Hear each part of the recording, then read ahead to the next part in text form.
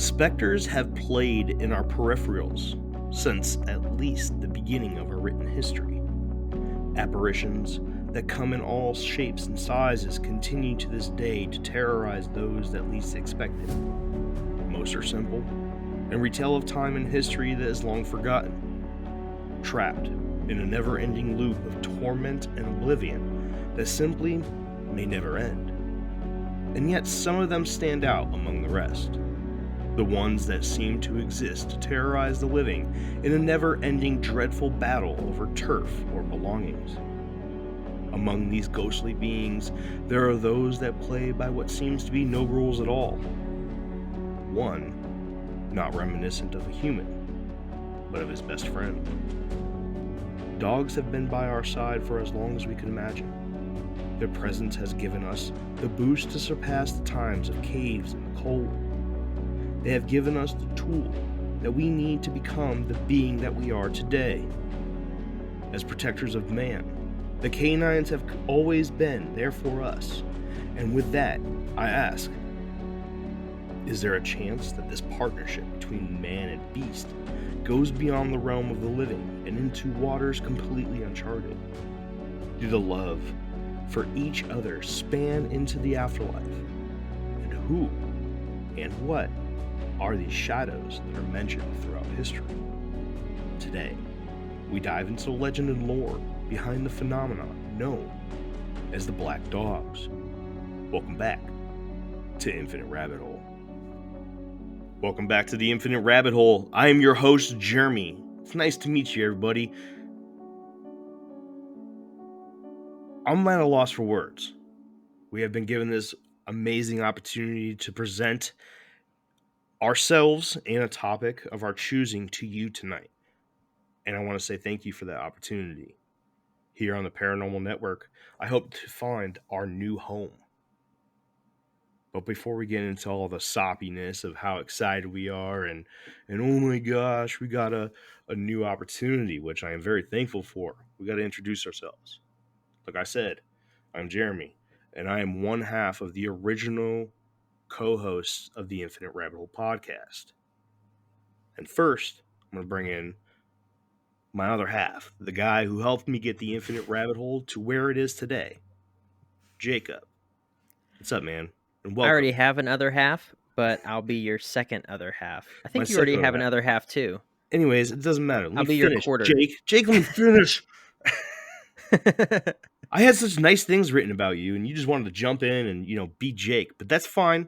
Anyways, that's how we do it here in Infinite Rabbit Hole. We don't let people speak, Jake. Ever. But we like that. Anyways, not only welcome back to the Infinite Rabbit Hole, Jake, but welcome to the Paranormal Network, dude. Dude, I'm super stoked. It's pretty exciting. I never thought we'd get here. This is surreal. It's completely uncharted waters for the Infinite Rabbit Hole, but I'm beyond stoked to be where we're at. Yeah, man, I remember first excitement over our first 100 listens. It's pretty crazy. No. First 10 episodes, yeah. It's nuts, but we're here, and I don't even know what to do. I mean, I guess we introduce ourselves, right? Is that what we do? Probably. Probably be good. Well, I've kind of given them a little bit of who I am. Go ahead and then introduce Jacob. Okay, I'm Jake. Hi, Jake. I guess Jeremy's better half. Yeah. Don't tell his wife. And I don't know. I'm a Christian guy. I have my own select views about how all this paranormal, ghost, cryptozoological stuff works. I started this podcast with Jeremy because he always wanted to start a podcast, and I really had nothing better to do. And he lured me in with his fantastical stories, and I was like, all right, cool, let's do it. And it took a while, and I'm glad that we're here where we're at now. I don't want to sound like I had nothing better to do. I was excited too. It was a fun project to get started on, but it was just like, yeah, I got the time. Let's go. Let's do something. And he was used to rejection and people saying that all the time and then bailing on him. And he said before that he had zero hope and faith in me actually pulling through, but we got this thing started up and running. We've gone through a couple different hosts, whether they weren't the best fitment for this project or they expanded off into other things. And now we have Kenzar and Jeff, the other part of the co-hosts, and can't wait to bring them in. Yeah.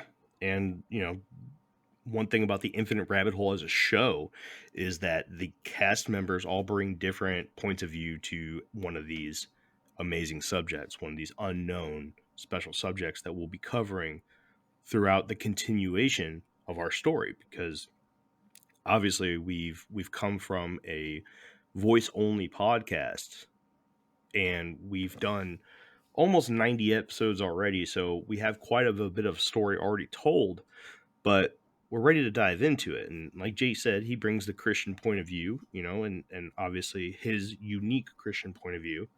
And I am somebody who, when I was younger, I witnessed a Bigfoot. I was about 9 years old and didn't know anything about creatures that shouldn't exist. So I didn't know what I was looking at. And I was about 12 or 13 years old when I finally found out what that thing was. And it just threw me into this infinite rabbit hole of the strange and unknown, looking into all these things that are supposed to not exist. So, am I a believer in a lot of it? I can't say that I believe everything, but I at least look at it because I saw something that is not supposed to exist. But that's enough about me, enough about Jake. Let's go ahead and bring in the next tier of the Infinite Rabbit Hole host, and that is our resident tinfoil hat specialist, Jeffrey. Jeffrey, welcome to the Paranormal Network. 'Tis I, and thank you everybody. Yes, I am the crazy one of the group. I am the conspiracy theorist, as we're called. I'm pretty much the one that's always got the what's the word I'm looking for? Everything is fake, in my opinion, right? I'm always the guy with the contrary beliefs, the one that's going to bring some different arguments, hopefully, to the table. But you'll hear me say a lot of crazy stuff like space is fake, dinosaurs are fake, you name it. I'm there. And unlike Jeremy, I actually believe most of that stuff. So It's there true. you go. It's true. Me and Jeff have sparred a couple times, and you never know when one's going to break out. And when it does, be ready, because one of us, probably me, is going to look stupid afterwards. I wouldn't say that, bro. I mean, Arguing for your life, just like, no, you're dumb. All right. Well, yeah, that's Jeff. Jeff is also the host of another podcast, which is all about conspiracies. So why don't you take a second to plug that, Jeff? It is true. Thanks, Jeremy. I will plug my other show. It's called Shadow Band Podcast, and we go deep in really deep conspiracies and also political shenanigans. So if you're into that, check it out. If not, stay here. Because we do not dive into politics. That's it. No, we I don't. mean, I don't know how else to say it. I think out of the 90 some odd episodes that we've done so far, we maybe said the COVID word like 4 times. And it's just, but not in a political point of view at all. We just don't mess with it. You have your own separate lives. We have our own separate lives where politics could play a part, but we're here to get away from that. We're here to get into the really fun stuff. And politics just don't have a spot here on the Infinite Rabbit Hole. That's right. But they do over at Shadowband. At Shadowband, everyone's wrong and everyone's out to get you. Yes, everyone. They're all lizard people over there. So. Well, we're an incomplete team without the 4th member of the Infinite Rabbit Hole podcast cast. That is our good friend, our neighbor from the north, and you'll see that she is quite different than us because she is not a dude. It's true. And she was actually brought on as a cast member because she was our original diehard fan. Let me introduce Kenzar and say welcome to the Paranormal Network. Hi. Hello. Hello. Hello. So how are you doing today? Pretty good. Yeah, Chilling, excited to be a part of all of this and get to be a part of the grand scheme of it all. it's exciting stuff, isn't it? Oh, yeah. So tell us a little bit about you, Kenzar. Kid, that's her nickname, by the way. Anybody listening to this, that is Yep. Kid. Yep. Well, I like a little bit of everything. Kind of lean more towards Jeff's side of things sometimes, but I don't think everything is fake. You're dead to me. Oh, Oh, that escalated very quickly. Wow. kidding. Okay. Well, according to him, we're all dead and we're all just ghosts and we don't know it. So I mean, Yeah, we're fair. just a simulation, yeah, all of us. Yep. we don't even exist. We're all NPCs. Anyways, you guys can see we have fun here, right? But we also get down to business. And today, our business is the Phantom Black Dogs. Most popular in folklore and mythology of the mid 1900s, England, black dogs, also known as phantom dogs or phantom black dogs, devil dogs, and in recent times, hellhounds, are ghostly canine apparitions that appear as signs of many different meanings throughout the world. The term black dog is a blanket name that covers many, and I mean many, different local urban legends that revolve around a black dog specter. The black dog lore tells mostly of a benevolent canine spirit that guards or is tied to a specific location and is most commonly found at pathways of different kinds, such as roads or trails. In our Snallygaster episode, we made reference to the American black dog legend known as the Snarly Yow, in which we do plan to do an episode on one day, pairing the Snarly Yow with another local Maryland legend known as the Dueo. Black dogs uncharacteristic are a very uncharacteristic mystery, as it does not easily fall into any categories such as being a cryptid or a ghost. The dogs have the characteristics of a physical being, such as rustling leaves and moving dirt with every step that they take, and shaking bushes that they walk past.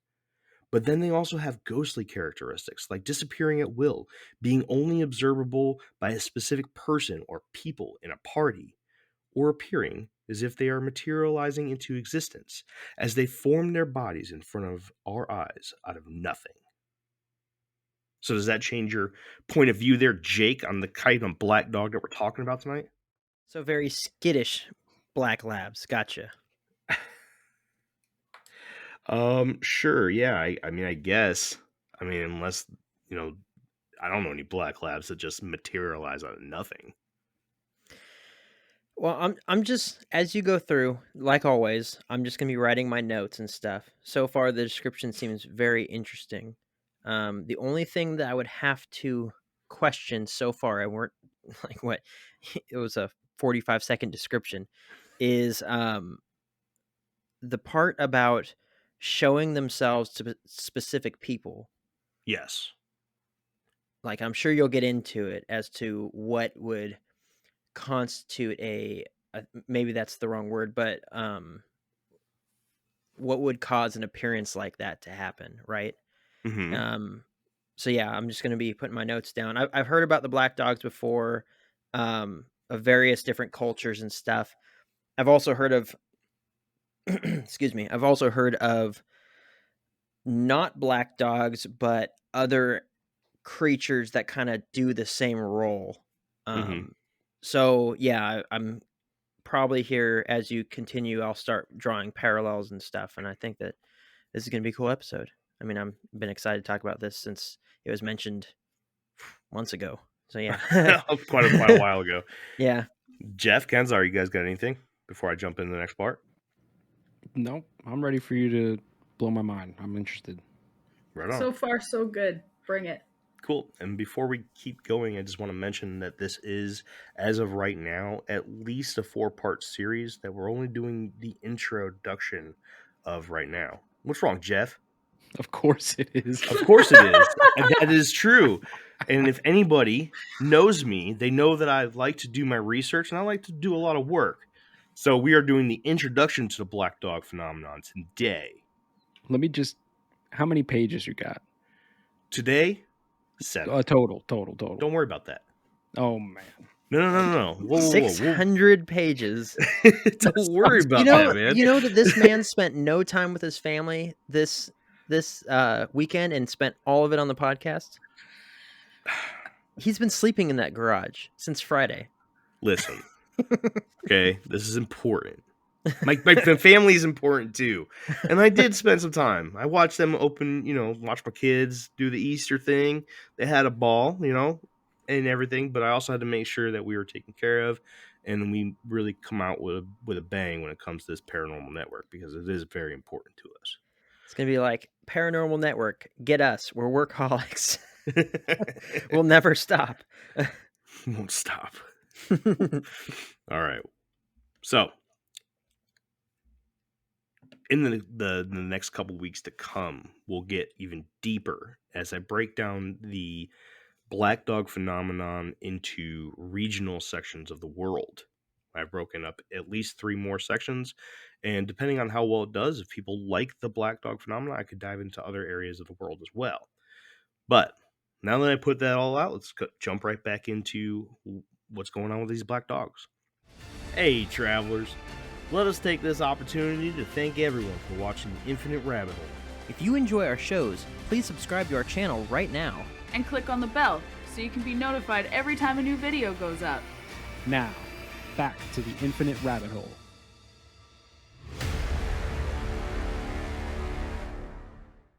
An author by the name of Theo Brown wrote an 18-page segment for a journal simply titled Folklore from 1958, in which she categorized 3 different types of black dogs found throughout certain districts in England. These types she simply categorized as A, B, and C. The A-type black dog, or the Bergwest type, is a monstrous kind of creature, and it wants you to know that. It's malevolent. This malevolent type of black dog can appear in many forms according to Miss Brown, but commonly chooses the black canine form. The second type, or the B type, not only comes in a black dog form, but is considered much larger than the average dog. The type is also known to be secluded to a particular plot of earth and doesn't wander outside of its territory. Some examples of territories it may haunt are a house, church, or other building, a street, bridges, crossroads, a cemetery, or a patch of woods. On occasion, this version of the black dog can be seen with a ghostly person as well, but more commonly than not, it is seen alone. And the last version of black dogs, known as the C type, according to Brown, is the rarest and hardest to investigate and study. Although this type shares common ground with the B type when it comes to looks and size, it is not necessarily only tied to a specific area, but is tied to a specific time of year instead. A fairly common description that is told by witnesses of these black dogs is that they seem to grow or shrink in size at random throughout the encounter. Very rarely has a phantom black dog been described as anything smaller than a mastiff, but they are said to slowly grow to the size of a minivan and shrink back to its original size completely randomly. The eye color is most commonly described as self-illuminating red, but has also been reported as yellow and on occasion white. One of the most bizarre and common descriptions of this ghostly Fido is that it seems to be able to interact with the environment around it. But to those that have physical contact with it, it is easily understood that the dog is clearly not a physical being. Attempts by many people trying to pet it, hit it with an umbrella, or shoot it have been for naught, as the creature seems to be able to control when and by what it allows to make contact with. These black dogs have been seen traveling through solid walls and even the ground. The speed of these apparitions are incredible, as there has never been a story where the witness has outpaced a black dog. No matter if they were running or driving some sort of vehicle, the phantoms seem to also like water, as many of the places that are haunted by the B-class black dogs are also homes to bodies of water, such as lakes, ponds, rivers, creeks, pools, and even the shoreline of the ocean.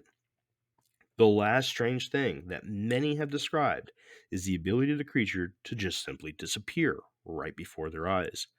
oftentimes reappearing great distances away almost simultaneously, and other times just never coming back. So, what do you guys think so far? Thoughts, feelings, concerns, gripes? So I'm actually doing a little bit of a deep dive as you're talking about this, Mm-hmm. because of course, I'm going to try to find the ancient occult symbolism behind the black dogs. But it's interesting, you know, I'm interested in this. This has a little.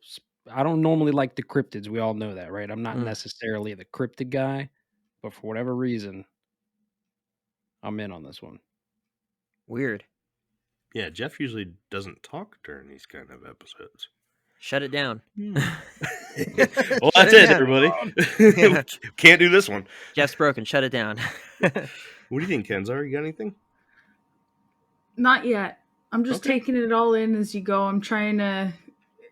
I'm just absorbing the story right now and trying to create questions and look things up as you're talking. Right on. Jacob, I bailed on writing notes because it was way too much information. no problem. I was I'll trying to allow find a parallel between the black dog and foo dogs. Do you know what a foo dog is? I do not. Foo dog is a Chinese mythical lion-like protector. If you look up FU dogs, foo dogs, they're often they're like these big statues of these like lion dog things that guard temples and homes and tombs and various things from evil spirits.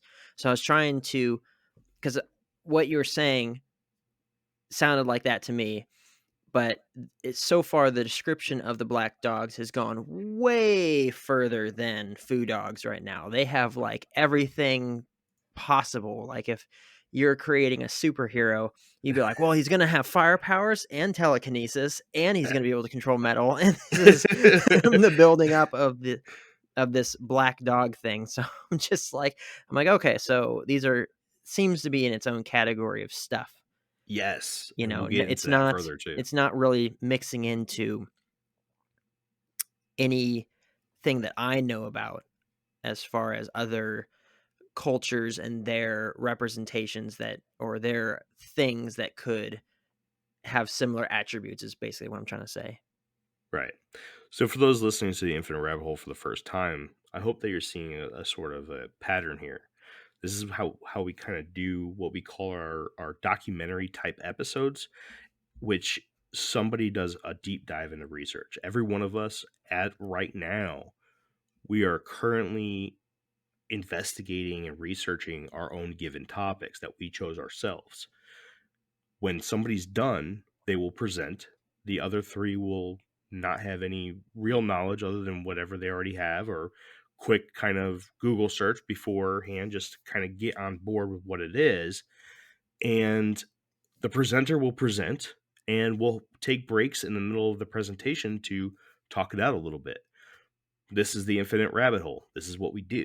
And at the end, we'll get everybody's opinion and we'll talk shit. That's what we do. All right, you guys ready to move on? Ready to go. Right on. Yes, Ready, sir. spaghetti. In our series dedicated to the Beast of Bray Road, we described the Wisconsin man-wolf that was described by author and investigator Linda Godfrey as a creature that oftentimes showed up throughout the southeastern portion of the state. My apologies. In one particular case, we discussed the creature was seen digging into a burial mound 2 nights in a row by a security man. We also discussed the fact that there are many parks and preserves dedicated to the rich history of the Native Americans in the area and the state's incredible amount of burial mounds. This trends commonly with other upright walking canine creatures of many areas of the world. It leaves the question, is there a tie between the canine creatures and death? Well, in Greek mythology, the underworld of Hades is guarded by Cerberus, a multi-headed dog that is often depicted as pure black on ancient Greek vases and was said to have up to 50 different heads at any given time. Although most commonly described as only having 3, Cerberus's job was to stand guard to the underworld, but not to stop someone from entering, but rather from anyone leaving. The ancient Egyptian god, known as Anubis, stood guard at the entrance to Dua, the ancient Egyptian underworld, and acted as the guard for newly departed souls from Earth to Dua. Anubis was depicted as a solid black jackal's head with the body of a man. In Norse mythology, the four-eyed canine creature known as Garm is the guardian of Hel, the Norse land of the dead. Gar- Garm stands guard at the that's a tongue twister. Garm stands guard. Garm stands guard at the entrance to Hel, similar to Cerberus and Anubis. The pattern is clear. Mythologies point to black dogs as the guardians of their own flavor of hell, and werewolf-like creatures are often spotted in places of death and remembrance of death. Coincidence? What do you guys think? I don't think it's a coincidence. The reason is because I came across this Chinese Tiangu. Tiangu? Did you come across the Tiangu in your research? So I did. One of the regions I did not do specific research into yet. It's one of the regions that if we get a lot of people that like this topic, I do have a lot of Asian culture sources that I can jump into that I have not yet. Okay. Well, I'll just read this little summary of the Tiangu because I think that this is a reason why this black dog figure might be like the guardian of the underworld in a lot of these cultures and mythologies. But it Go says, for it. according to the Chinese mythology, a black flying dog, Tiangu, is responsible for eating the sun during a solar eclipse, as some dogs will eat anything they like. The myth further states that Zhang Jian, god of birth, fires many arrows at the dog to repulse him off from the star. As a result, Tiangu gets scared and throws up the sun that he swallowed. Hence, our sun is safe and a little salivated.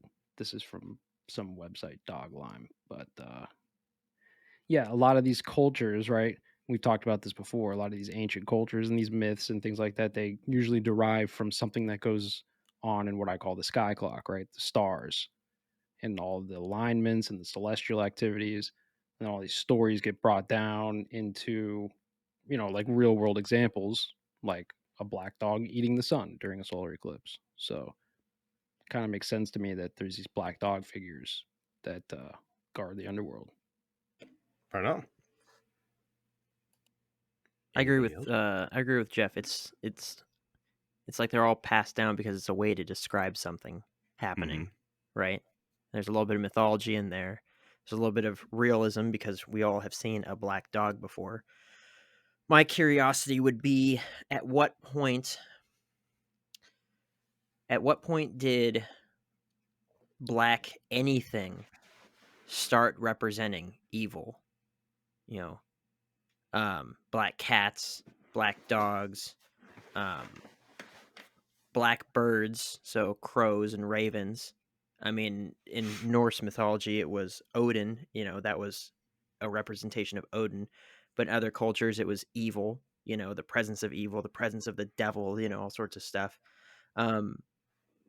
That's something that I'm going to write down as a note because that's interesting to me. At what point did those sort of mythologies and those beliefs start coming around? And then at what point did it also end? Because, I mean, I'm certain that there are people that still believe that sort of stuff, but there's an awful lot of people that are just like, those are old stories, old, kind of like the whole don't walk under a ladder or else you'll get bad luck sort of a thing. If you spill salt, throw it over your shoulder, all the superstition type stuff. Right on.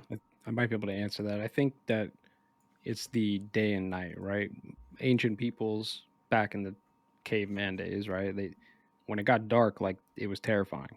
There was no way to see anything. So I think that they would just equate darkness with fear, and with that comes all of the other things like evil, right? And then the sun would come up and everything would get better. So maybe that's why. I like that question, though. I think that's a great question. Why, thank you. You're You guys welcome. ready to move on? Yeah. All Yeah. right. The term hellhound is a curious one for a few reasons and makes sense in a few others.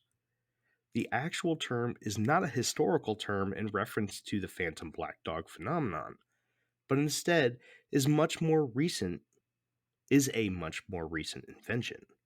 But one cannot deter the fact that the name does match certain traits of this mysterious mutt. A few things are consistently reported in the experiences of many, such as the act of materializing out of the ground, bright red eyes as if they were made of fire, and the strong smell of sulfur accompanying our phantom canine. Watson and Norman both touch on the topic of hellhounds and how they believe that the moniker is not suitable for being tied to the black dog phenomenon. First of all, the term hellhound is one that was created and used mostly for entertainment purposes. When a book, TV show, or movie wants to catch the interest of their targets using a dangerous and sexy title like Hellhound, well, does the trick. Yes, the type A black dog is known as a malevolent version of the ghostly creature, but what if we are reading it wrong? Put it this way. If you or someone you know were traveling by foot along a long dark road in the middle of the night and a large black dog were to appear in front of you, growling and are barking at you, would you be scared? I would. Shit. I'd probably need new pants. Let's be honest. But as we dive deeper into the lore of the black dog, we will see that these canines often try very hard to prevent us from going somewhere or seeing something. So, what if that dog that you saw growling at you was attempting to stop you from walking across a bridge that was suffering from a very bad case of rusty support beams? But all you saw was a growling, huge black dog ghost. Is it safe to say that you might misinterpret its intentions? Maybe, right? Well, what if both Norman and Watson both have this wrong? And the sexy name Hellhound that swarms of modern writers, podcasters, and folklorists use as clickbait for their work is more accurate. Well, I guess we'll just have to dive a little deeper then, huh? So what do you guys think about the term Hellhound? So sexy. So sexy. Sounds brutal. Sounds like a cool band name. I'm sure there is a band named Hellhound. Oh, there's got to be. Probably. If there isn't, we're trademarking this shit right now. Nothing sexier than the idea of eternal torment. The sexy name of hellhounds. Jeez. I like that kind of flip that. I mean, yeah, absolutely. If I'm alone or with a friend or whatever, and like it could be middle of the day and some big giant black snarling dog, is all, glaring at me and stuff, and yeah, of course I'd be scared, but that was a good example right there. Like, would it be so much of a deterrent that I would go back the other way and maybe not walk across the next street and get creamed by a truck with, its brakes that are, faulty? What's the I don't know. It was interesting to think about. It's a different play on the idea of them being evil. Instead, maybe they just appear to be evil in order to get the reaction that they want, which is more in the savior type role.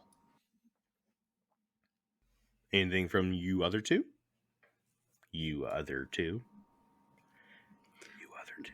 No, I'm with Jake. I liked how it flip-flopped the story there. Instead of it being a bad thing, it's almost like it became a blessing in disguise. Yeah. It is a big question when it comes to these black dogs, and we do get deeper into it.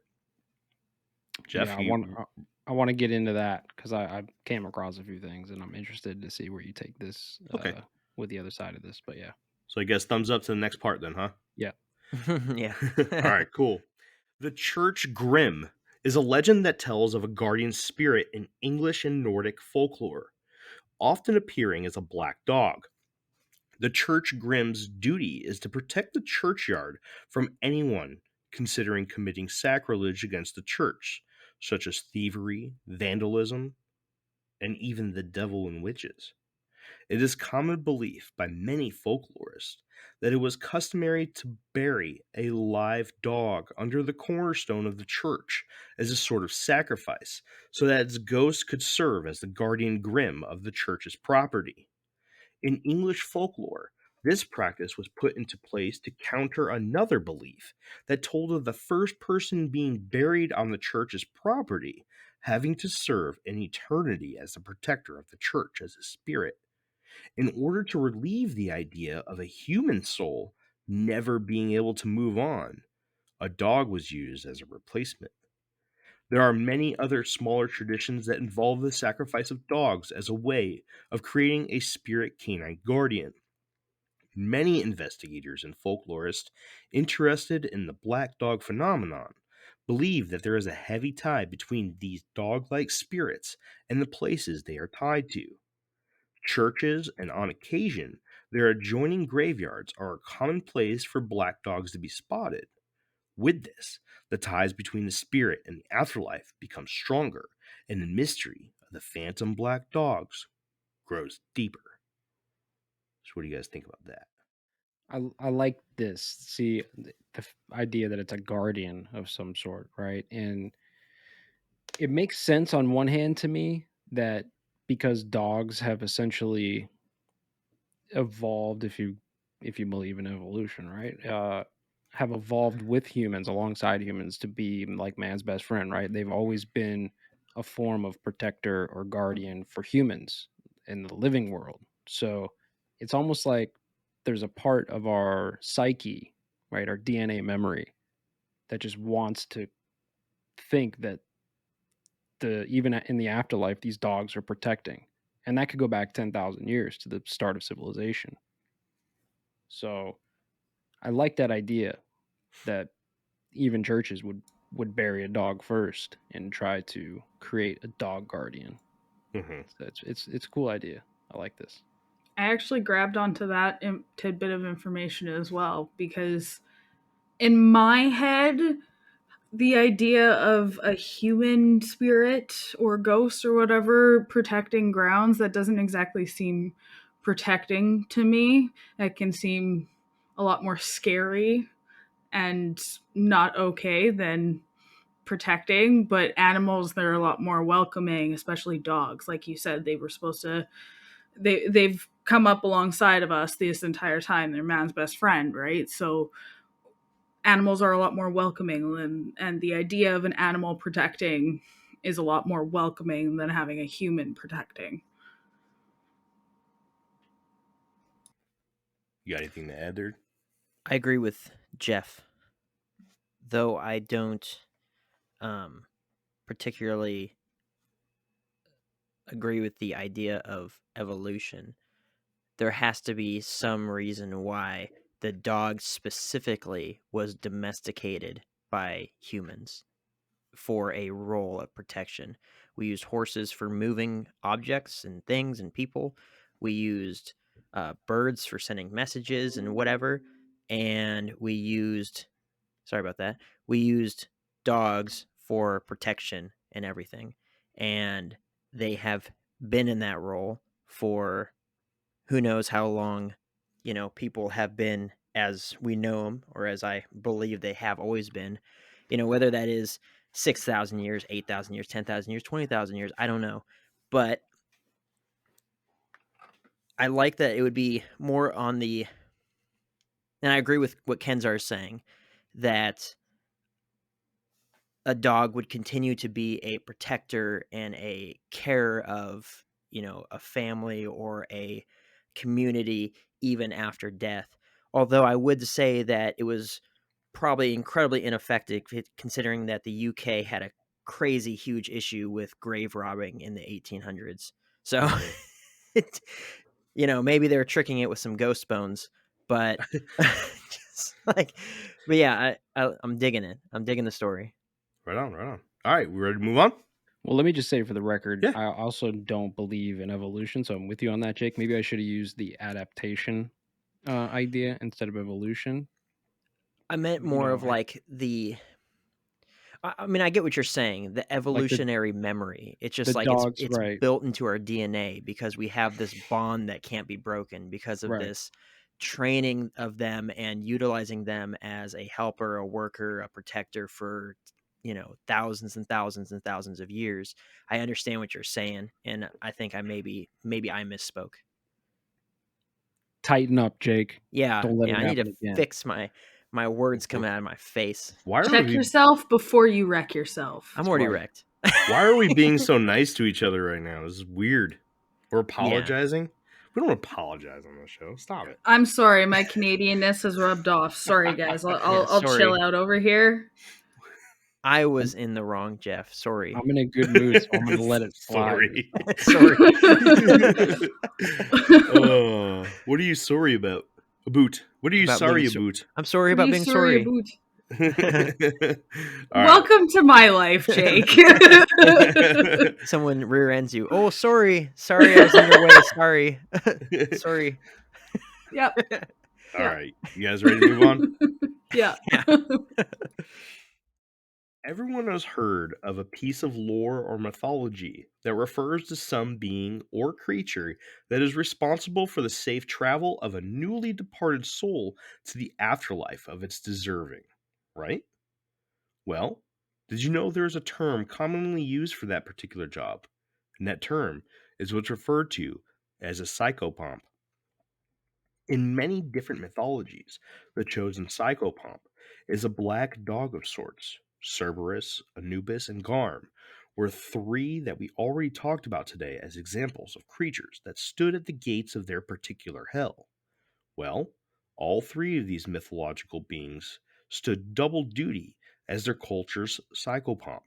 In many cultures around the world, the dog was considered to be a form of psychopomp itself, and in some of those cultures, it was normal for a person's dog to be cremated with their person so that the dog may act as their personal psychopomp to ensure their souls safely made it to their decided destination. Could the beliefs of the past be what propels the lore of today when it comes to protection and guidance that we see in many black dog encounters? Speak of things. A psychopomp. A psychopomp. It's Like literally spelled. PSYCHOPOMP. That's it. Okay. Yep. It is an actual term used to describe the job of ensuring the safe travel of a spirit to its final destination. Now, was it for everybody or just for more well-off people? Good question. I didn't really see a difference there at all. And it wasn't necessarily that it was a truth, it was a belief. It was in certain cultures around the world. And one that I can tell of right off the top of my head was a particular story from Guatemala. Mm-hmm. One of the authors that I was reading a book from, excuse me, his wife, her culture has the belief that if you or I'm sorry, you should be nice to your dog throughout your life because that dog could be your psychopomp. As in, you can have a dog early in your life or at some point in your life where if you had mistreated it, that one could have been chosen as your psychopomp.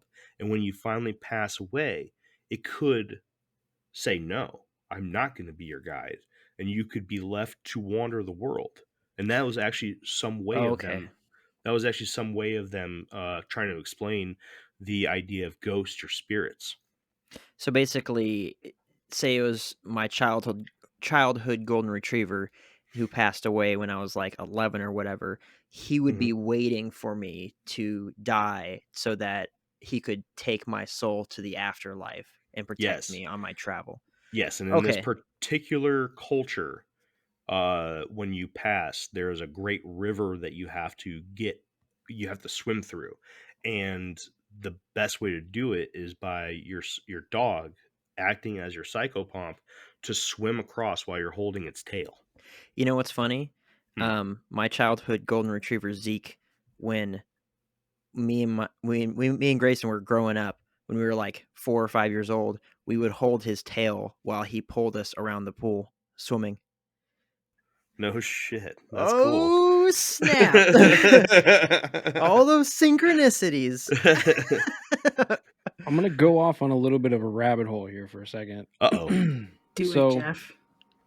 All right, so there's this idea that I've been kind of pondering as of late, and it's, like we've all heard it, right? When you die, you see the light, right? You see the white light. You go towards the white light, and you might see whatever, your family members or your dog or whatever it is, right? And it's supposed to guide you into the afterlife, whether it's heaven or whatever your belief is.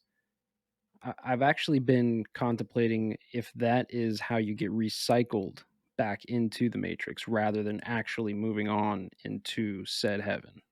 Okay. So are these psychopomps actually there to help you move you on, or are they there to guide you into recycling into the Matrix or into this, reality? They're an NPC. Not an NPC, but No, you're an NPC. okay, Well, so let's look at it from like your perspective for a second, Jake, right? Like from the religious angle. Hermes, Thoth, Anubis, right? These were psychopomps, right? So if you believe in Jesus, then all these other deities aren't truly like good deities, right? These are all demonic entities, right? So Right. if that's the case and they're the ones leading you on to the afterlife, are they doing so, or are they recycling you into this matrix? Because you're not, like, Jesus isn't listed in this list of psychopomps that I'm seeing here. Well, that's because Jesus is the deity, not, a helper or messenger or anything like that. Yeah, I don't know how to really make a comparison. Well, that's a deep between those rabbit hole. two. I'm sure Yeah. at least one person listening to this is picking up where I'm putting this down at, because that idea of us being recycled into the matrix it's a thing, right? It's not just my idea. I have been pondering it lately, but obviously there's other people with this idea. So Now, I are don't you know. talking about like reincarnation, or are you talking Reincarnation, about like on yeah. a... Okay. Like if you're reincarnated, it's because your soul has been recycled and you're back here, back in the soul school. You didn't finish the job. You followed the light you weren't supposed to. Why was everyone some sort of royalty in their past life? No one was a janitor. I don't think that's necessarily true. I'm just saying, you go to a medium right now and say, what was I in my past life? They're more likely to say you're someone that was very well off than saying that you were a leper that died when you were 20 from a disease eating off your fingers and toes. Maybe I've actually heard people. I've actually watched videos of people going into hypnosis and then having their past life story, through like hypnoregression or whatever the term is for that. And some of them were like scumbags. I was Jack the Ripper. This sounds like another Infinite Rabbit Hole episode that we could potentially do one day. Yeah, we could.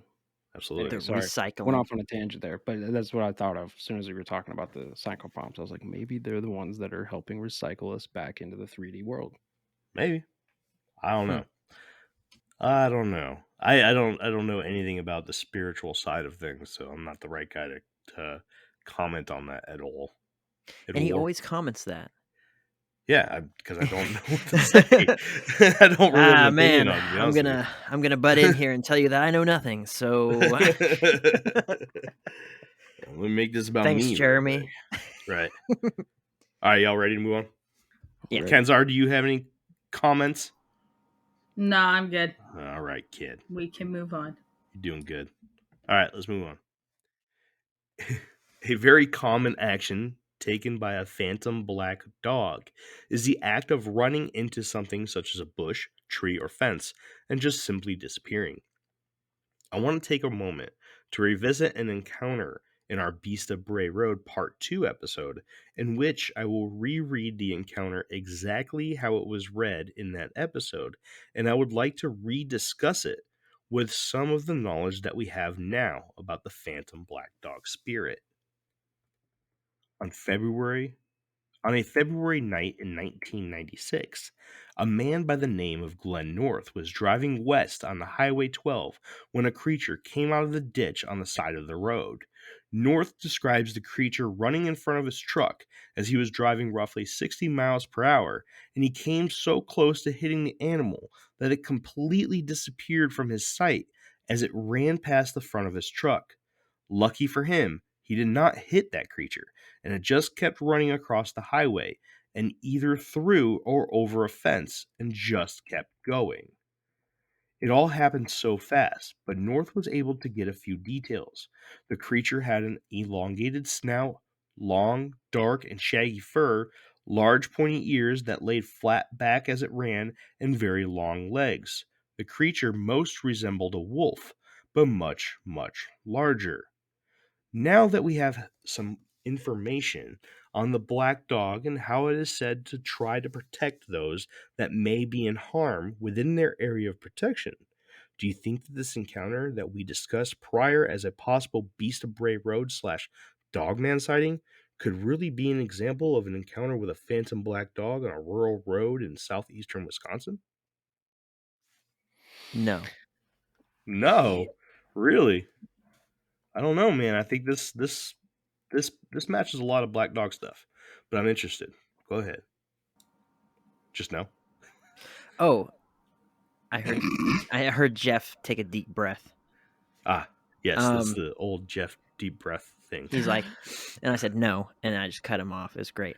Yeah, no. No, okay, so there's points, right? It seemed like it disappeared in front of his truck. I mean, that could either be that it passed through the front of his truck, sure, or that he just got super close. The front of my Tundra is 4.5 feet tall at the hood, maybe 5 feet tall at the hood. And yeah, I mean, there's been times where when I'm driving through my neighborhood and there's a lot of kids that are out playing and stuff, I'm driving at like 5 miles an hour because you can't see those little kids run in front of my hood. Mhm. I just can't see them. And so I would drive very carefully through my neighborhood. And so if the thing was close enough, it would seem like it disappeared in front of his hood. But then obviously the part of it going either over the fence or under the fence, he can't really make out why. And in this circumstance, if the black dog went through the fence like a ghost going through a wall, I don't think that most people's minds would be able to perceive what they just saw. Like, it would trip them out so bad that they'd be like, well, naturally, it would have had to have gone over or under. It couldn't have gone through, because things can't do that. But the reason why I say no is because in that story, there's nothing that they're being protected from or steered away from. It's not like they stopped in their tracks, did a U-turn and left, and then, or they stopped and then a tree fell in the road and could have crushed the car or something like that, unless So there's something missing from that story. that's what I'm pointing to here, right? They did stop the car. Okay. Okay, they did stop the car to see the creature. Now they said that they took the eyes off the creature, and by the time they looked back, the creature was on the other side of the fence, so they didn't see Right. whether it went through, under, over, or whatever. But let's just say that something crossing the road, such as the real Beast of Bray Road, was a quarter of a mile down the road, and he, like, by the time that they were gonna pass that certain part of the road and the beast was coming to cross, could have made a perfect timing situation, and one of these black dog phantoms ran out to save whoever it was that they were trying to protect. And that feels like it's reaching too much. I agree. I mean, It'd be like, well, at that second, a lightning bolt was about to strike the vehicle, but they, it's just like, I hey, don't know. you never know. You never know. See, I'd But put more stock into this Phantom Black Dog story than I would the Beast of Bray Road. or any theory that could be there. But the kangaroos, Kenzar. I know the kangaroos, but I added that in like the teaser for the next episode. I'm gonna have to remove that and be like, she doesn't believe this anymore. no, don't take out the Throw this kangaroos. trash away. I changed my mind. It was definitely a kangaroo. Okay, yes. Yes. Yes. Jeff, you weren't on this episode, so you don't get an opinion here. Wait a minute. I'm just kidding. I don't understand the separation between like the Phantom Black Dogs, werewolves, Dogman. Like, who's to say they're not all the same creature? That is something that gets brought up. I don't think in this episode. But there are some cases where an upright black dog is seen, and it's acting more in characteristic of one of these phantom black dogs, but it looks more like a dog man. Now, because you weren't part of the Beast of Bray Road episode, just to catch you up real quick, the difference between a werewolf and a dog man is a werewolf is supposedly supposed to have the ability to transform between a human form and an upright walking dog form, whereas a dog man is just always is. They're pretty much identical when they're both in their dog forms. And then I brought up a theory at the end of that episode that throughout history, such as Anubis being in a bunch of different hieroglyphs and a lot of different ancient Egyptian scripture, and then you have the theory or the stories of a upright canine species of being actually participating in the early Olympic Games. What if there is just a race of these dog men that are out there, and you get a lot of primitive cultures that see a dog man, and all you're seeing is something that has the body of a man with the head of a dog, or the fur and the head of a dog. Mm-hmm. And their first reaction to that is to think that is a man that changed into a dog. And instead of actually going through the process of seeing a person change into the dog, they just assumed that because it stood like a man, that it has to be a man that changed into a dog. You know what I mean? Well, that makes sense. The only thing I would say is that nobody's ever captured and held and studied a dog man and or a werewolf, so we don't know if the dog man did morph from a human, right? So I understand the difference where the werewolf is something that can morph back and forth and the dog man just always is. But how do we know the dog man just always is? Nobody has anybody had one in a cage for a No. long period of time and like he didn't change. Right. I get that. I guess it just comes up to like what makes sense in your personal mind, right? For me, coming from like a biology standpoint, neither of them really make sense because the bone structure of a canine doesn't allow for the upright walking ability, right? But what no bone structure in the history of everything doesn't allow is for something to morph from a human into a upright walking dog creature. Sure. So out of the two, in my mind, in my opinion, the dog man is more believable because that is simply just, structure being changed a little bit. I mean, you look at great apes, like we're supposed to be related to great apes, right? You have ones that are better mobility wise on all fours, and then you have us that are better mobility on two legs. So the thought of a dog having the ability or being born with the ability to walk upright is less far-fetched to me than a person having the ability to literally morph and transform into a upright walking dog. Bones extending, fangs growing out. Yeah. I actually agree with Jeremy. I would argue that neither one of those is fits in what my idea is. I think that they're, again, going back to like the mythological and ancient stories. I think that there's probably, like, let's just take Anubis for example. Something probably happened in the sky, right? And they equate it with a dog. Maybe it happened with the dog star, or maybe in a constellation that was represented by a dog, right? And then whatever being it was that they painted as Anubis, this man with a dog head, maybe he was just important in that time, or he did something during that time. So in order to carry that idea across, they just painted a man with a dog's head, right? So it wasn't a dog man and it wasn't a man dog. It was just a man being represented, tied to the dog star or something like that. Mm-hmm. Or tied to an animal that was their faithful companion and their protector and all kinds of stuff. Right. Because of the representation there of what this person characterized. Possibly. These are all good questions. I don't agree with you anymore, Jeremy. I agree with Jeff. Take that, Jeremy. Yeah, that's you got what me you there. get. Oh man, I'm gonna learn my lesson. So this is what we do on the Infinite Rabbit Hole. Take a little side note here, is that we go off on these side tangents, and then we end up coming back around. It's normal. This is normal. So if you're in the comment section and you're Stop explaining it to them, man. Just let them go on the ride. I'm trying to catch them up with how we roll. Okay, you know what? They see how we roll. We're just doing it. All right, Kenzar, do you got any comments?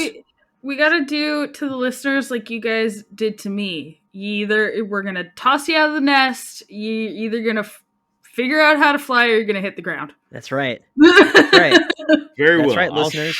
Fly or hit the ground. Just like birds. You did to me. Yeah, shut up. All right. Then let's move on. You're like spoon feeding it to them. You're like here you go. Here you go. Here's the next bite. No, just let him have it. Open up a fire hose. All right. Somebody gets to drink from the fire hose. And lose their face. That's right. Welcome. Welcome to Infinite Rabbit Hole. There is one thing about the phantom black dogs that seem to be vastly different from other types of ghost or spirit encounters. In a typical haunting or ghostly experience, the specter is commonly unaware of the person's presence, and in most cases, it will do an act of sorts that feels like the spirit is in a pattern, as if it were stuck on repeat or trapped in its own personal Groundhog Day. Now, there are outliers like poltergeists and a few others that will act directly towards or to the witness, but for the most part, it seems that those are trapped in the in-between of life and death are doomed to repeat a specific experience forever. The black dog phenomenon, however, seems to move completely independently, as if it were a flesh and blood creature. On many, and I mean many occasions, the ghostly canines will follow a person with their eyes and move their heads to face the person directly. They even go as far as to snarl or bark directly at the person witnessing the animal. This points to a more intelligent and independent nature of these creatures than that of a typical ghost. Author W.T. Watson goes on to even name this behavior the black dog stare in his book Phantom Black Dogs. This is where I believe that this phenomenon gets really interesting, as we see that this is where the true fork in the road is between the true nature of this mystery being malevolent or benevolent.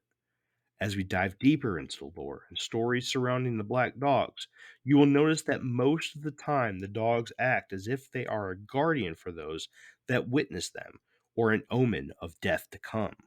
When you look at the connection that is made on a more personal level between the witness and dog by way of the animal's attitude and actions, you begin to wonder if the dogs themselves are specific to the person in places of danger or before loss of life, and maybe the spirit is not necessarily tied to a particular place, but to the observer instead, as a type of familiar that only shows when it is needed.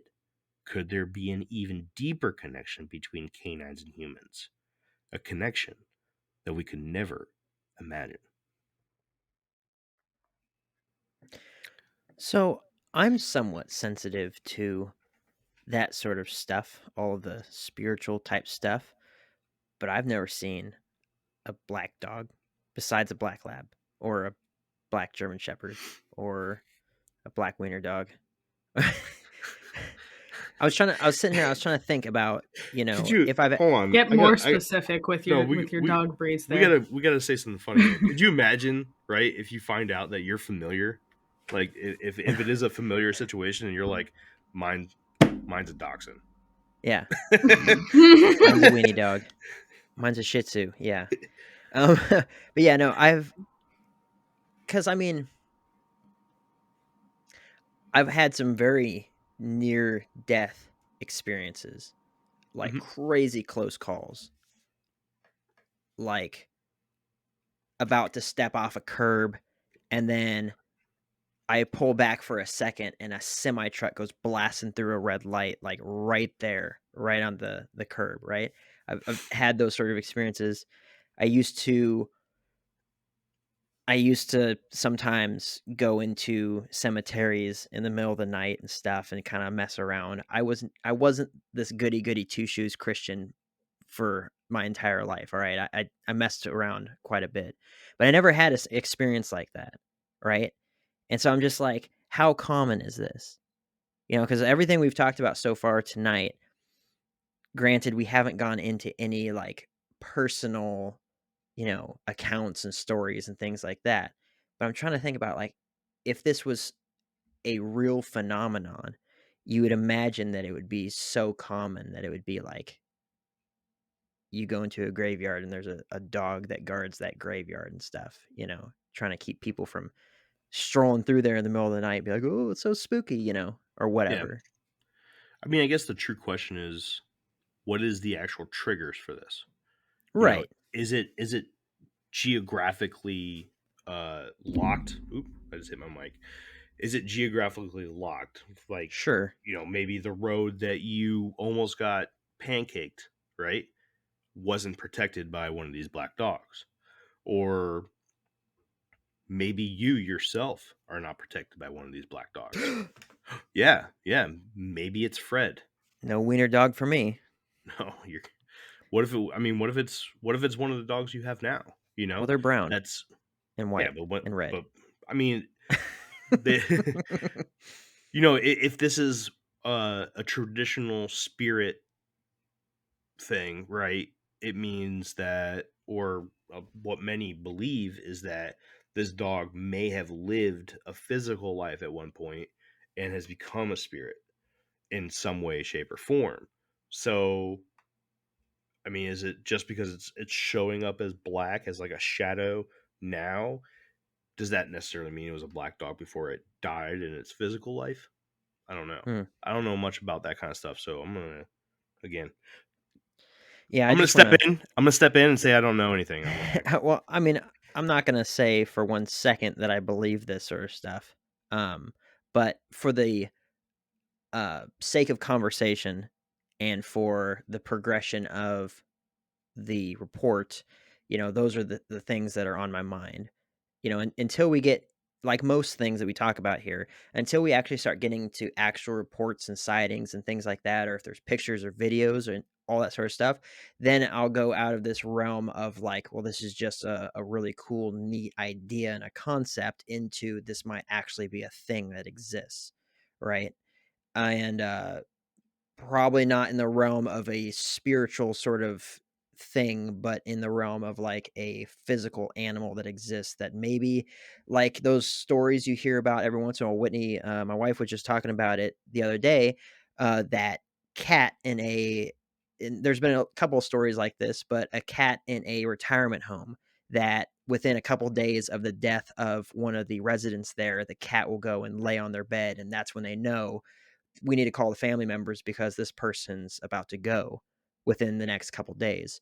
So maybe it's not so much of a supernatural event as it's just a awareness of danger or awareness of stuff, and one of these sort of creatures happens to come by, or people attribute, like what Jeff was saying, this is a dog man or this is a werewolf or this is an actual thing, and people are attributing it to being a protector or warding off something because in that moment something did happen, and then they're just like, make that connection. This thing stopped this from happening, even though the two situations weren't related whatsoever. It was just that lining up of events, and people just make that connection between the two.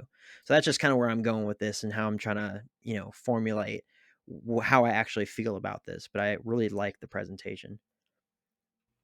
Thank you. For sure. Next. You're welcome. Yeah, I mean, I'm kind of on the same page as far as with just this introduction into the Phantom Black Dogs. We haven't gotten into any sightings or videos or anything like that, so it's hard for me to say like, yeah, it's real or it's not real. But the concept is very cool to me.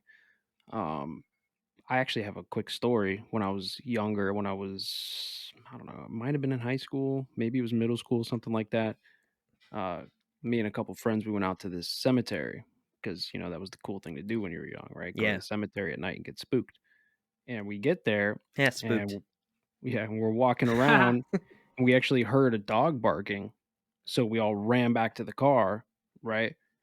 And at the time, I just thought it was a dog. Like all the way up until honestly, we started talking about this tonight. I just thought it was a dog, right? I don't want to get bit by a dog, so we ran back to the car. But we never actually saw a dog. So maybe we were hearing a phantom black dog barking. Maybe. I don't know. Interesting stuff. Yeah. It also could have just been a dog from a house down the road. Well, there's no houses around this cemetery. It's like a secluded cemetery.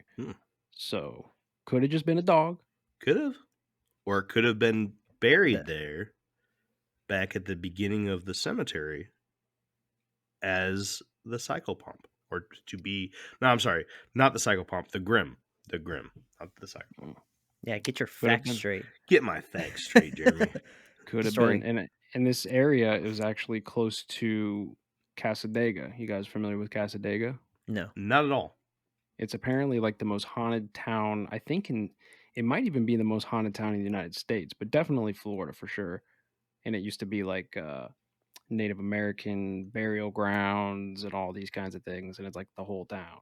And you go there now and it's just full of psychics and mediums and all kinds of stuff. But yeah, it's a spooky place. Ooh, all those psychics out there sucking up all the energy. Sucking up the money. Come on, there's plenty of energy there. Kid, what do you got? I like the idea of them being familiars, but that to me would be like, I don't know. I can't see everybody having a black dog familiar of sorts, right? So, what about the cat people? What about the reptilians? What about the crab people? What do they do? Crab people. Yeah, what about the crab people? I'm gonna mute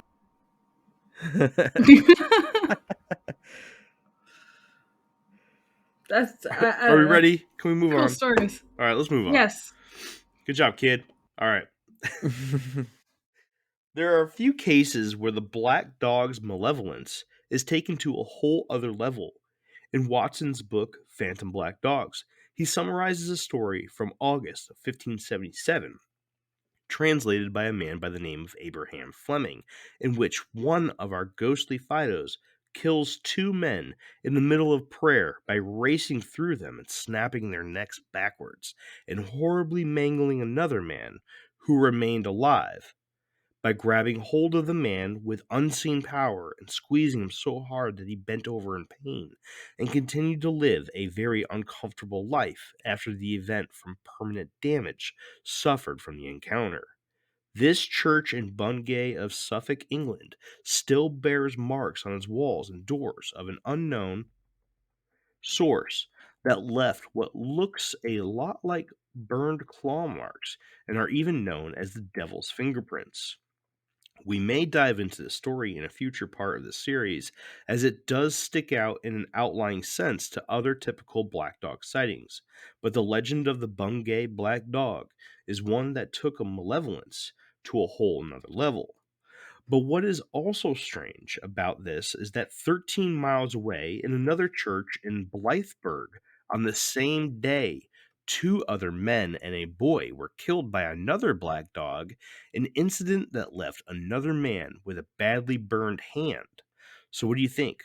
Are legendary stories such as these enough evidence to determine that black dogs can be so malicious that they would directly kill a child, 4 adults, and leave 2 others badly injured? Or are stories from 1577 just too old to hold any weight?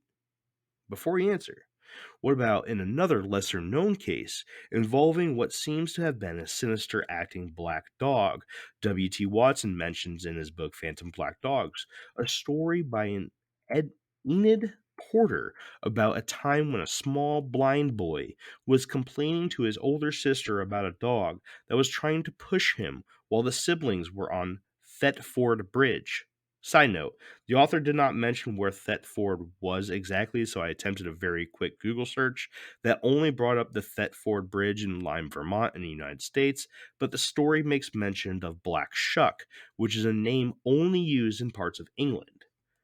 Back to the story. The sister attempted to assure her brother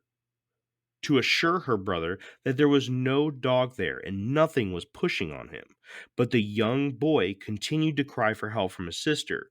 Then, as she reached for her brother to get control of him, she felt him being pulled away from her by an unseen force. The sister then began to drag her brother off the bridge, and the two ran home to escape the invisible dog that the little boy was so adamant about being there. So, what do you guys think? I'm glad you mentioned Black Shuck. I was actually, because I know you're talking about having more parts to this. Yeah, Mm-hmm. it's going to be a 4-part series or whatever.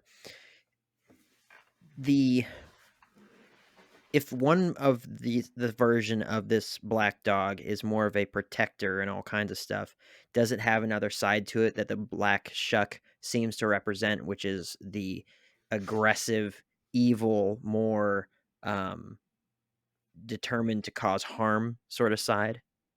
So I don't want to get too far into it because the very next region that we will visit is England. Mm-hmm. England is the hotspot for these black dog sightings. It's Right. the thing, right? The other two regions that we're gonna visit are 2 countries together, and then even a whole continent just by itself. But Black Shuck isn't necessarily an evil being. It is the name given regionally to the black dog phenomenon. Mm-hmm. So, in the eastern portions of England, the black dog is known as Black Shuck, and there are good cases as well as evil cases too. Mm-hmm.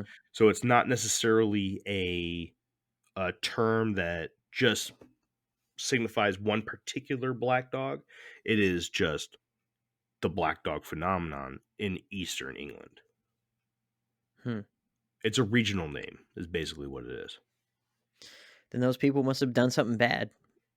You know, Maybe. sitting there praying in the church, and it runs through and snaps their necks. Yeah, I don't know. But Oh my goodness, you know. this Church of Bungay, I did some more research into it, and it's a pretty wild story. But we're gonna save that for another episode. Man, I just wanted to get into it because I wanted to show both the good and the bad side of these black dogs. And trust me, we're already at an hour and almost 20 minutes already. And I was like thinking maybe I can extend this and put a little bit more stuff into it, but I don't think we're going to be able to because we're running out of time, man. Because I have a bedtime. I just want to say that with all these stories, they always mention, oh, they killed 3 grown men, injured 2, and killed a child. Well, it's an animal either way. It doesn't know what it's killing. Like, I understand the severity of it, but we always make it seem like this thing was purposely going after these specific types of people. And it's always the children. Well, I mean, I don't want to sit here and say that there was a canine spirit that was particularly targeting children, but when you're dealing with this kind of entity, a non-physical entity, we just don't know enough. Could it have been targeting something or somebody specifically, like the children? Maybe. We just don't. It's not studied enough. There's people out Oh, there yeah, there's people out I there that agree. claim they know a lot of stuff, But let's just be honest, there's no professionals in the field of stuff that we're talking about because nobody knows the actual answers to jack Oh shit. yeah. No one's So having a sit down with a black dog and asking it, having a Q&A session. yeah, you'd be Yeah. like, Yeah, of course. you say, "Oh, evil," you say, "Yes, okay." Yeah. Oh, you meant to disembowel him. Oh, okay. Oh, yes. Child, Yes. you say? Yeah. 4 years old. Ah, yes. Yes. Okay, yes. Purposely because of the brown hair. Wow. Okay. Dang. Oh. Yeah. Oh. Ah, and he didn't do his math homework before dinner. Yes. No, yeah, totally worth it. Okay, The yep. one that Krampus didn't get. Gotcha. Come on, Jeff, say things. Yeah, I don't know, man. Like, it's a spirit of some kind. It's a demonic figure. It's an entity, an interdimensional entity. But physically attacking somebody outright just doesn't seem like it fits. I'm not jiving with that. So maybe they just got attacked by wolves. Right. And there is something, the opposite side of this is that this and the typical black dog are just two separate identities. Just because they look the same, I mean, you could have an all black German Shepherd and a small black wolf, and they may look pretty close, but they're Mhm. different. So that's something to keep in mind too, is that out of all these sightings and stories that we're going to go over and everything, are we really talking about just one particular species of black dog, or is there multiple kinds? Or is it like we were talking about with the Beast of Bray Road? It's this might have been my comment, that it's a bunch of different things, bunch of different, this is a wolf attack, this is a dog attack, this is a, spirit or whatever, but they're all being attributed to the same thing because of the stories that people know about. And they're just relaying it, in the same way. It could have been a kangaroo, could have been an actual like dog man, it could have been a wolf, it could have been a, type of Bigfoot, but everyone has the hysteria of the Beast of Bray Road. So each individual story gets the title of I saw the Beast of Bray Road, right? Yeah, In this case, right. I saw the Black Shuck. I saw X, Y, and Z, give it a name in that region, in that location, because it's the local folklore for that spot. Right. I don't know. Y'all ready to move on? Mm-hmm. All right. Yes, sir. This one, and then I have my my outro. That's it. Like we do with almost every mystery we cover, we dive into questions. What can it be? Well, let's go over some of the more popular outcomes we have come to in other cases. First, I would like to answer the question, could it be a misidentification? Yes, of course. Some case, maybe most cases can absolutely be misidentification. But let's look at the vast amount of sightings of black dogs. Do you really think that the entire body of reported and unreported sightings throughout history are solved by simple misidentifications? This creature has almost just as much, if not more, stories about its existence than Bigfoot. See, we did it. That's a goal, by the way. We try to get the word Bigfoot in every episode. About its existence than Bigfoot like creatures. I mean, there are reports of these dogs that go back to literal ancient times and from just about every landmass on this planet. Well, how about hallucinations? Yep, I can see that being a thing too. But yet again, not for all of them. To say that everyone that has ever witnessed one of these specters is hallucinating, but see an all black dog with red glowing eyes that can disappear at will and grows and shapeshifts, and the reports come from all over space and time, again, I'll knock a few off, but not all of them. So what's left? Well, we have the woo woo, which I'm afraid to say makes the most sense here. This could very well be an interdimensional, spiritual, or familiar type creature. I'm not one for Team Woo Woo too much, but I gotta hand it to him this time. And what about hoaxes? Well, yeah, I think many of these stories could be purposely false for various different reasons, but I don't think someone is going out dressed as a spectral black dog with red glowing eyes with the ability to disappear or shapeshift or whatever, that's just out of question for me. So as of right now, without any further evidence, I'm going to say I need more info. Sorry, everyone. It's for sure leaning towards Team Woo Woo, but I need more, and trust me, there is plenty more to come. Your turns, guys. Let's get your thoughts. I'm also on Team Woo Woo for this one. This is definitely, for me, this screams Woo Woo. Yeah, 100%. Go I do ahead, think Jake. that people are probably getting eaten by wolves that could potentially be black wolves, but yeah, I think it's 95% woo. Kenzar. Say things. It's the kangaroos. Yeah. It sure as heck is. Definitely the kangaroos. Rough. Those big old giant hands that they have and the claws and tapping at windows and slashing people's faces. Yep. Big black ones. Yeah, the ones that box drunks. What did we say last episode? Big, giant, beefed up ones with a lust for blood that eat roadkill. Very specific types of kangaroos. Yes. Adaptation. Yeah. Yeah. I'm gonna say 5% woo, 95% stories. Yeah. You think Because this is just lore? Yeah. Like in the same way trolls and fairies are lore. And there's people out there that believe that trolls and fairies exist. I've seen it on the on the weird Facebook pages where they take a picture of a rock and they're like, it's a sleeping troll. I've seen it, right? I'm not going to, throw people out there and say, hey, look at this person right here. But I know there's people that believe that stuff. I have a fairy forest local to me. They literally build little fairy houses and take them to the forest, and they leave them in the forest and for the fairies. It's a thing. Yeah, so there's, a following for it. Is there evidence for it? No, not necessarily, unless you make it become evidence for it, right?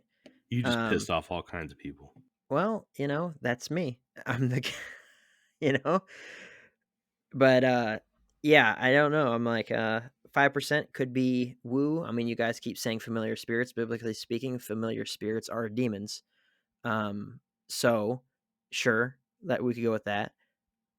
But I'm more leaning towards that this is just another way to describe something. This is folklore. This is like a English version of the boogeyman, right? This is whatever it is, go to bed on time. Don't go out after sunset or else the black shuck will get you, or something like that. Makes sense to me that this would be in that sort of category versus an actual real event that actually happens. But I don't know. Remains to be seen because, like you said before, you got a lot more to present. There's more parts of this. There's actual, sightings and whatnot coming up. So we'll see if that opinion changes and stuff. Anything else before I close this bad boy up? All right. No, I think good enough. I just cut her off. And then she apologizes to you. Yeah, say you're sorry. Sorry. Sorry for interrupting and sorry for being late on the draw for that one. Gosh. Sorry, guys. Poor Kenzar. It's all right, kid. Sorry about that, eh? Sorry. Do you want to say something? Go ahead, say something. No, I just said I'm good. I got nothing. No, you have to now. You have to say something. Better be good. Whales had legs. Ooh. This is true. That was a good one. One day they'll kill all of us. Yes. Cliffhanger. Yep. Cliffhanger. Ding. All right. Well, that is all we will be covering for this topic for today. In the near future, we will dive into specifics about these phantom black dogs when it comes to certain regions of the world. The differences are far and few between, but there are a few differences, and yes, most important of all, we will also dive into encounters and stories from each region and throughout time of our guardian canine specters. History says that we as species are not done with these ghostly figures, and there will be more encounters and stories of them added to the list throughout our lives, in our families' lives, and their families' lives, and so on, until time is no more. Which brings up a question. What do you think of black dogs? Do you think that they are a type of familiar? Do you think that these dogs are truly man's best friends, and they only bring a notice of death as a courtesy to ensure you can say your goodbyes and get your affairs in order before your time comes? What about if the rest of the time we only see them due to them ensuring we make it to our proper time of death? And when our day of death finally comes, they watch over us one last time as our personal guide to our personal afterlife. Do you guys have any comments to add to that before we sign off? No. Negative, Ghost Rider. All right. Well, that has been the first episode of the Infinite Rabbit Hole as part of the Paranormal Network. Mm. I want to say it feels Woohoo! great. Absolutely feels We did amazing. it. Round of We're applause. here. Golf clap. We're here, and I thought it was going to suck. No, I'm just kidding. I'm just kidding. Just kidding. I was extremely nervous to do this. This is a big feat for me. I'm beyond happy and excited to be in the position I am right now. Jake, Jeff, Kenzar, thanks for joining me today, guys. I really do appreciate all that you guys do to ensure that we get the show where it needs to be and helping us get to the point we're at now. Absolutely. I got you. You're welcome. And you Thank did a great you. job as always. You really Yeah. put a lot of effort into it. A lot of work. You should see the other Thanks for episodes. finding this podcast. Woohoo! I do my best. But until next time, when we take a trip to merry old England, we talk to a very special guest I can't that will wait. be joining us. I can't wait either. We'll see you next time in the next path of the Infinite Rabbit Hole. Deuces. Bye. Bye.